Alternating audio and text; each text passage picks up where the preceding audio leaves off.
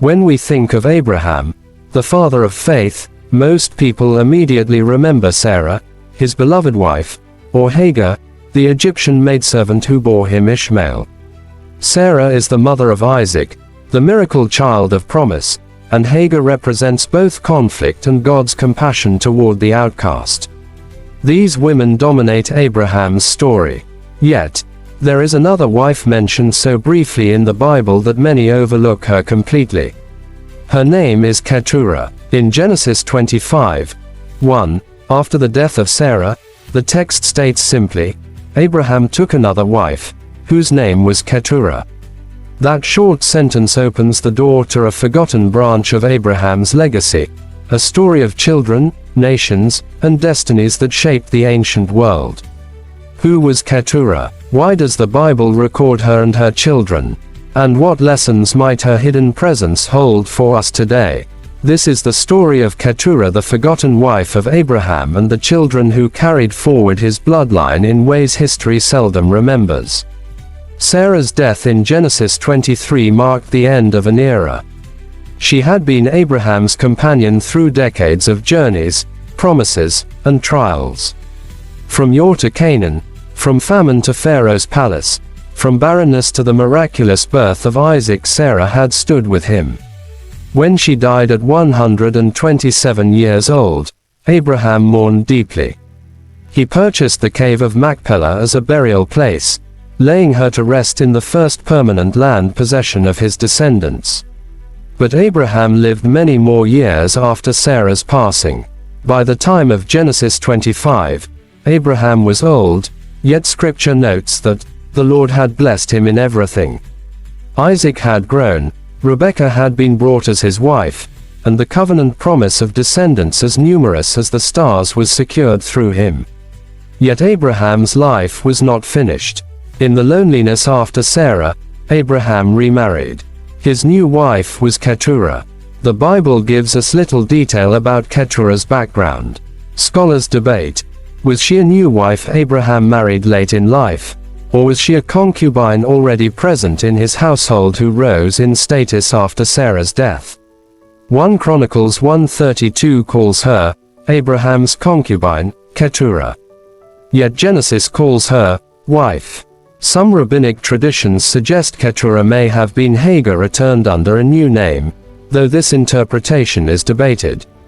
What matters most is that Abraham honored her, and through her came 6 sons: Zimran, Jokshan, Medan, Midian, Ishbak, Shua. Each of these sons became the father of tribes and peoples, spreading across Arabia and beyond.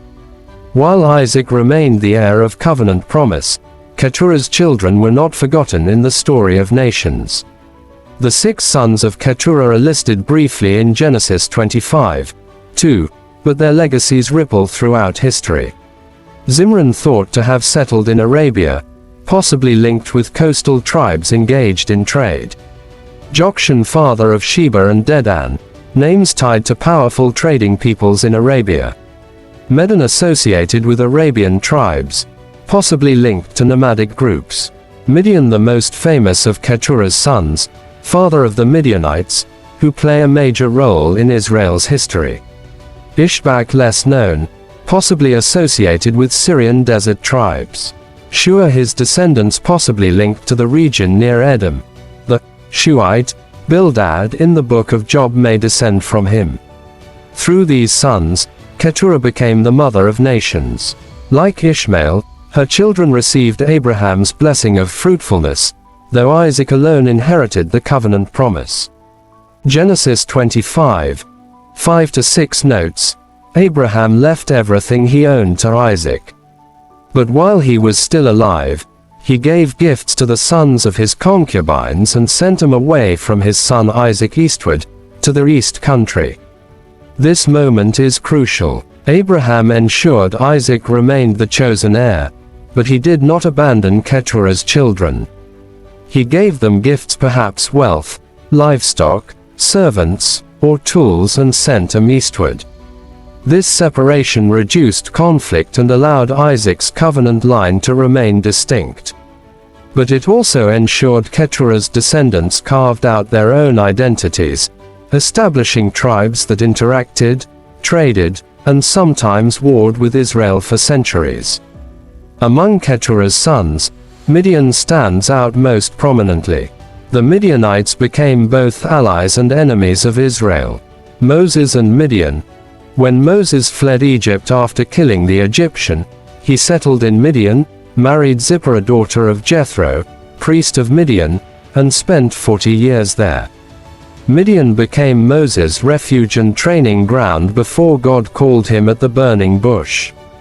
The Midianite conflict. Later, in Numbers 25 and 31, Israel fell into sin through Midianite influence, and God commanded Moses to wage war against Midian. Thus, Midian's legacy shows how Abraham's wider family lines constantly intersected with God's covenant people. Though Keturah's name surfaces only briefly, her role carries deep symbolic weight. She represents the quiet influence of overlooked women, though not celebrated like Sarah. Her children shaped nations. The expansion of Abraham's blessing. God's promise to bless Abraham and make him father of many nations was not confined to Isaac or Ishmael. Keturah's children too bore that blessing. The tension of chosen versus unchosen. Keturah's sons were blessed but not chosen for the covenant, reflecting a theme in Scripture. God chooses specific lines while still caring for all peoples. Keturah embodies the idea that not every story is loudly told, but hidden stories still shape history. Isaac became the heir, Jacob became Israel, and the Bible's spotlight shifted to the covenant people. Yet Keturah's children formed tribes that appear in trade routes, in conflicts, and in alliances. Their presence around Israel shows how Abraham truly became the father of many nations. Even Job's story may tie back to Keturah's line, as his friend Bildad the Shuhite could descend from Shua, her son. This subtle detail suggests that Keturah's family remained interwoven into the spiritual and cultural life of the broader biblical world. God works in the hidden places. Keturah's story is not grand or detailed, yet God used her to fulfill his promise. Legacy is larger than recognition. She was not remembered like Sarah, but her children changed the world. God's blessing is expansive. The covenant narrowed through Isaac, but the blessing widened through Keturah's sons.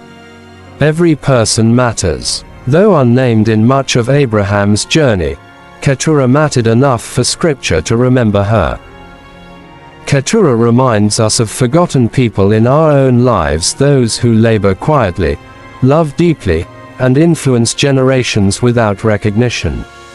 She is a mirror for anyone who feels overlooked. Her story whispers, your role matters. Your contribution is seen by God, even if history does not record your name often. Though Keturah is mentioned in only a handful of verses, her impact is vast. She bore Abraham's children, seeded nations, and carried forward his legacy beyond Israel. Her presence shows that God's promises ripple outward, touching even those not in the spotlight. Keturah may be the forgotten wife of Abraham, but in God's plan, she was never forgotten. Her children stand as living proof that every thread in God's tapestry, no matter how small, weaves into the grand story of redemption.